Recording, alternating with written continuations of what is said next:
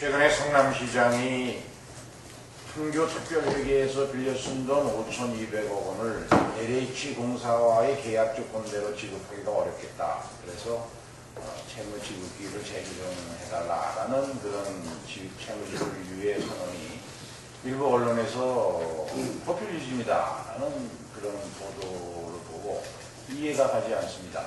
무엇이 포퓰리즘입니까?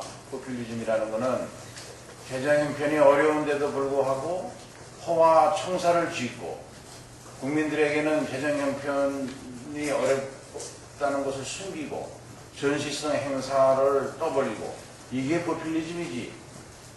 당장 신임 시장으로 취임해서 갚아야 할 채무를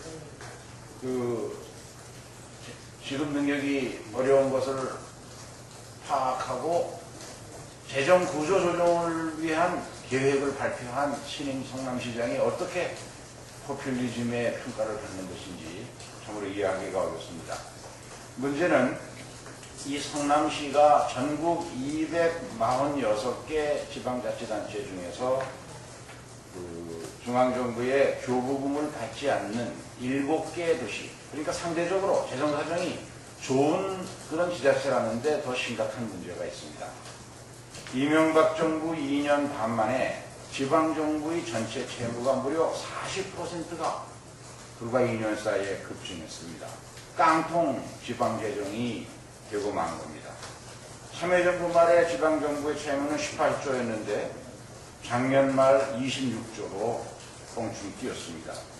전국 246개 지자체 중에서 지방세 수입으로 인건비도 조달하지 못하는, 그러니까 빚내서 월급 주는 그런 자치단체가 전체의 56%, 137곳에 달합니다. 근데 더욱 심각한 것은 이 지방정부 부채에 잡히지 않는 그림자 부채라고 불리워지는 지방공기업 부채가 이게 더 심각합니다.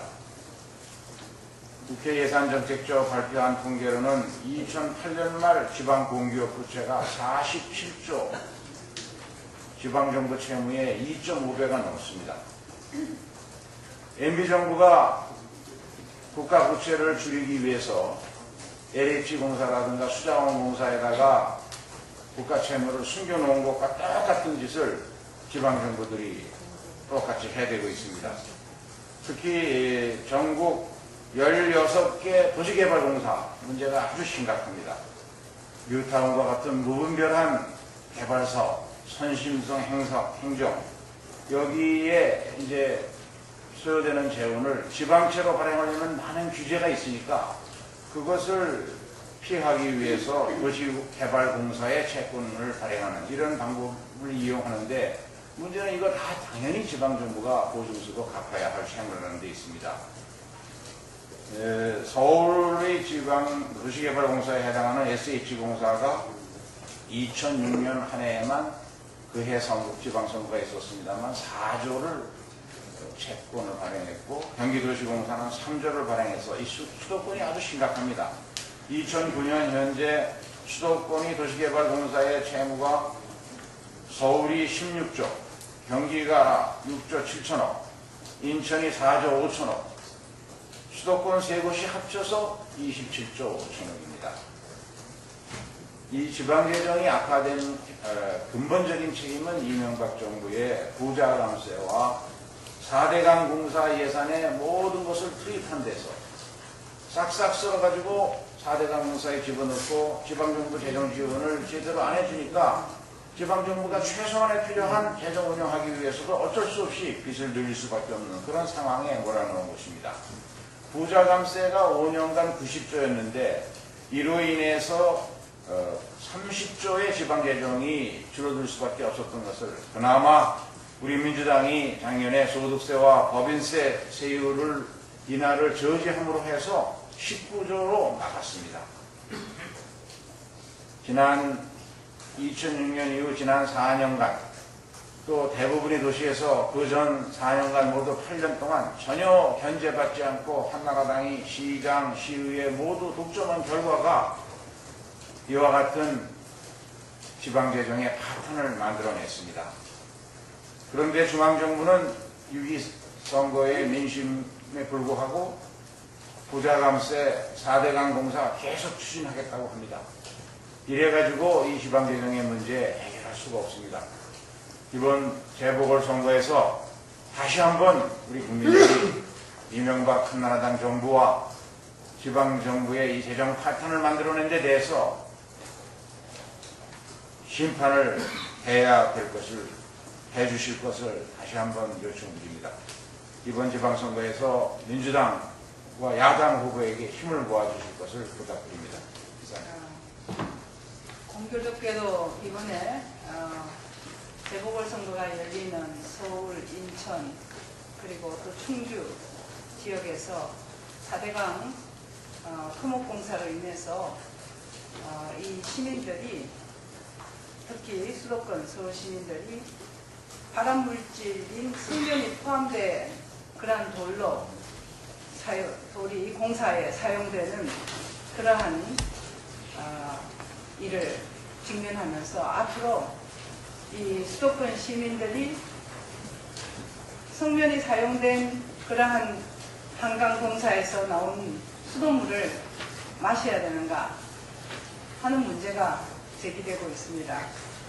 이 4대강 공사 제천지구에서 성면 석재를 사용한 사실이 확인이 된 데 이어서 남한강 본류인 충주 2지구에서도 성면이 사용되어서 공사가 진행되었다 하는 것이 드러나서 대단한 충격을 지금 주고 있습니다.